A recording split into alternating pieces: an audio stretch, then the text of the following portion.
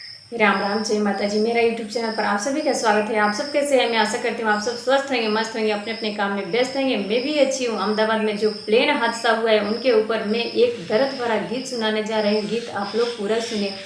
जितने लोग के शरीर शांत हुआ है, भगवान से प्रार्थना करें कि उन सज्जन को भगवान आत्मा के शांति दे। तो चलिए देर न करते हुए मैं गीत सुना रही हूँ, आप लोग गीत पूरा सुनिए। यही इंडिया के हाटे घटल एगो घटनवा हो, यही इंडिया के घटल बाटे घटनवा हो। केतना लोग के चल गईले है छान भर में जनवा हो, केतना लोग के चल गईले है छान भर में जनवा हो। यही इंडिया के रहल उड़ता विमानवा हो, यही इंडिया के रहल उड़ता विमानवा हो। केतना लोग के चल गईले है क्षण में परनवा हो, केतना लोग के चल गईले है क्षण में परनवा हो। के कर उजड़ गईले है मंगिया के सिंदूरवा, के कर बेटा बेटी सारा परिवार वहाँ।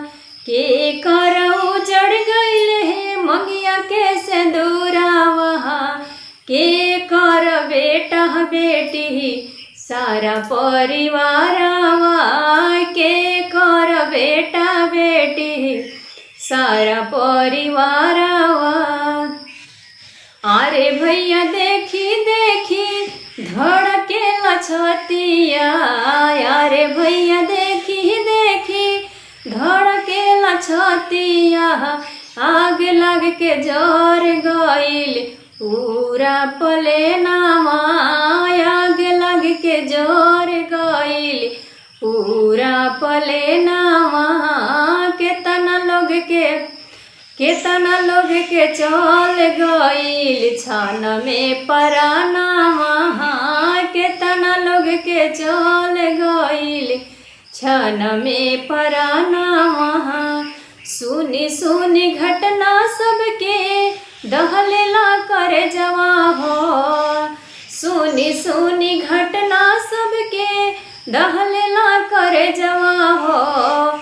आंसू निकले भैया देखी देखी के धुआं हो, आंसू निकले देखी देखी भैया सब धुआं हो। आंसू निकले देखी देखी धुआं के धुआं हो। सोची सोची सोची समा कुछ न बुझात बहा, सोची सोची सोची कुछो नाही बुझात बहा। दिल के धड़कन नाही रोकलो रोकात बहा, दिल के धड़कन नाही रोकले रोकात बहा।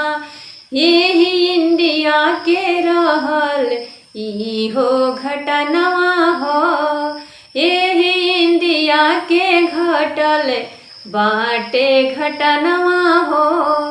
छान भर में चल गईले है केतना लोग के जनवा हो, छान भर में चल गईले है केतना लोग के जनवा हो।